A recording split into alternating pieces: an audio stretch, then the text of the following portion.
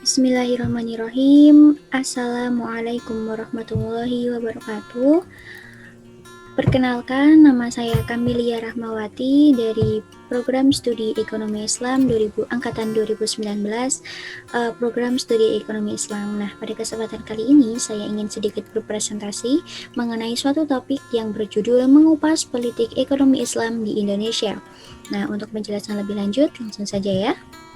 Nah, sebenarnya apa sih yang akan kita bicarakan dalam judul tersebut? Nah, sebelumnya kita harus tahu sedikit for information aja ya. Mungkin ada yang belum tahu. Yang pertama yaitu ekonomi Islam, karena kita nanti ada sangkut pautnya dengan ekonomi Islam.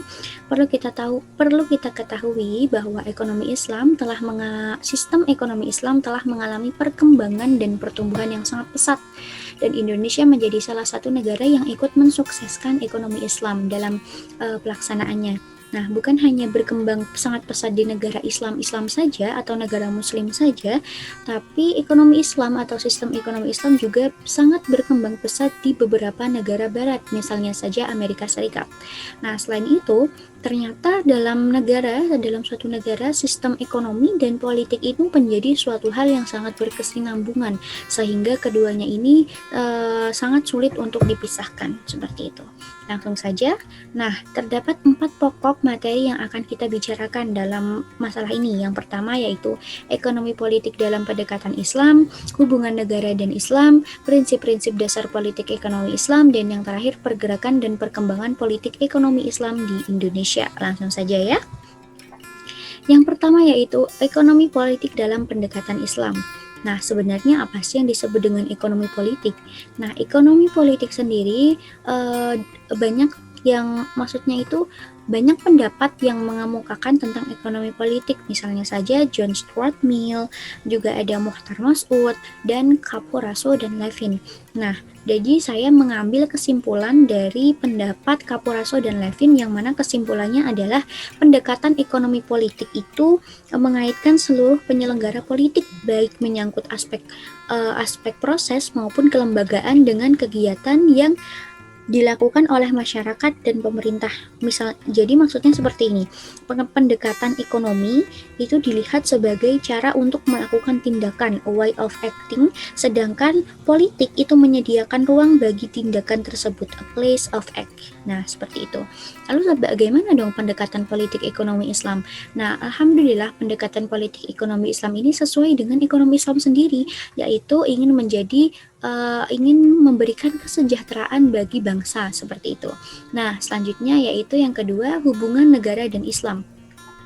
Nah, dalam kajian politik Islam modern maupun klasik, hubungan Islam dan negara itu terbagi menjadi 3 paradigma. Yang pertama itu paradigma integralistik, paradigma sekularistik, dan yang terakhir adalah paradigma simbiotik.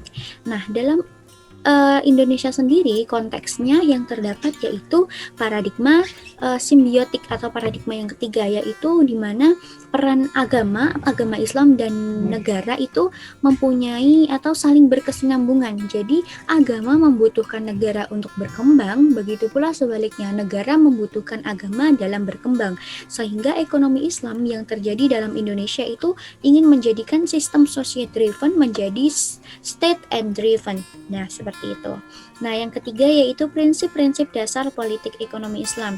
Nah, sebelum kita lanjut ke prinsip-prinsip dasar politik ekonomi Islam, sebenarnya apa sih prinsip-prinsip ekonomi Islam itu sendiri? Nah, sebenarnya terdapat beberapa poin penting atau prinsip-prinsip dari ekonomi Islam. Yang pertama yaitu ibadah, persamaan, kebebasan, keadilan, tolong-menolong, dan juga toleransi. Lalu bagaimana sangkut pautnya dengan ekonomi politik Islam? Nah, dari beberapa prinsip-prinsip tadi nanti akan diimplementasikan dan juga akan direalisasikan dan dicampur tangankan atau dicampur dengan politik, sehingga nanti akan memberikan pemberdayaan sistem ekonomi Islam, yang mana nantinya itu akan digaransi secara positif dalam bentuk undang-undang. Jadi dalam bentuk politik ekonomi Islam ini, bentuknya prinsip itu adalah prinsip kepemilikan, juga tentang perorangan seperti itu ya, atau kelembagaan. Nah, contohnya saja seperti payung hukum Undang-Undang Perbankan Nomor 7 Tahun 1992 yang direvisi menjadi UU Nomor 10 Tahun 1998. Juga ada lembaga bank BMI dan BPRS maupun non-bank seperti asuransi, takaful, dan sharing merupakan salah satu bentuk dari adanya pemberdayaan sistem politik ekonomi Islam yang ada di Indonesia. Nah, selanjutnya yaitu pergerakan dan perkembangan politik ekonomi Islam di Indonesia. Terdapat 3 fase ya, yaitu awal kemerdekaan dan Orde Lama, Orde Baru, dan yang terakhir adalah reformasi. Nah, pada masa kemerdekaan dan Orde Lama ternyata sudah ada sangkut pautnya dengan politik ekonomi Islam, yaitu dengan adanya Wakil Presiden pertama Indonesia itu Bapak Muhammad Hatta meletakkan 3 dasar fondasi dalam melakukan ekonomi pembangunan, yaitu nilai dasar kepemilikan, nilai dasar kebersamaan, dan nilai dasar persaudaraan, di mana ternyata ketiga poin tersebut sangat berhubungan dengan prinsip dasar ekonomi Islam. Yang selanjutnya yaitu masa Orde Baru. Masalahnya pada masa ini sistem ekonomi ini masih berkiblat atau masih sangat bergantung dengan adanya sistem Barat, sehingga sistem ekonomi Islam sendiri masih dikatakan sangat tertinggal jauh dari negara-negara muslim lainnya seperti Malaysia. Baru pada tahun 1992 tadi sudah disinggung adanya undang-undang tentang perbankan. Nah, masa reformasi yaitu sekitar pada tahun 1966 sampai 1998. Nah, setelah lengsernya Bapak Soeharto ketika itu pada tahun 1998 terjadilah perombakan politik besar-besaran dalam Indonesia. Nah, tapi alhamdulillahnya pada kesempatan itu mempunyai sisi positif bagi sistem ekonomi Islam, di mana pada kala itu ternyata ekonomi Islam atau sistem ekonomi Islam ini mendapatkan perhatian dan kajian khusus dari akademisi maupun orang-orang.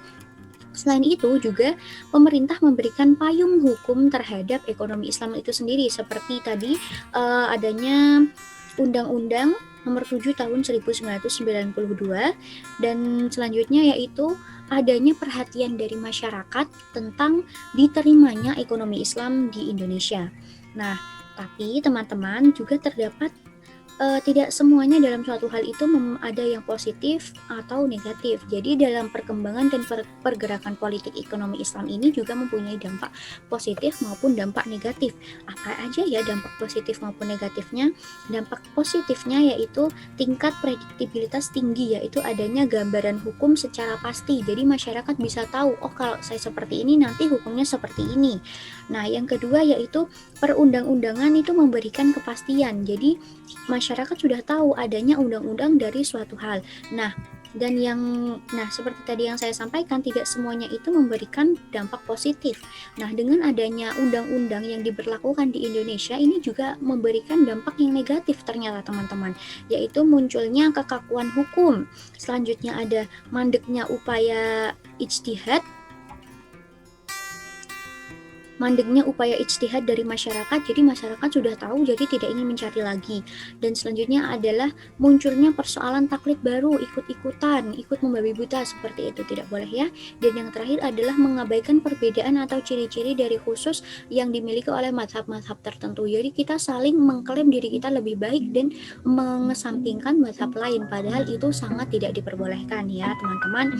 Oke, alhamdulillah itu dia sedikit presentasi singkat dari saya. Semoga apa yang saya sampaikan tadi dapat diterima dengan baik, dan saya meminta kritik dan sarannya dari teman-teman supaya saya dapat menyampaikan suatu materi lebih baik lagi dan dapat berkembang menjadi lebih bagus lagi. Terima kasih.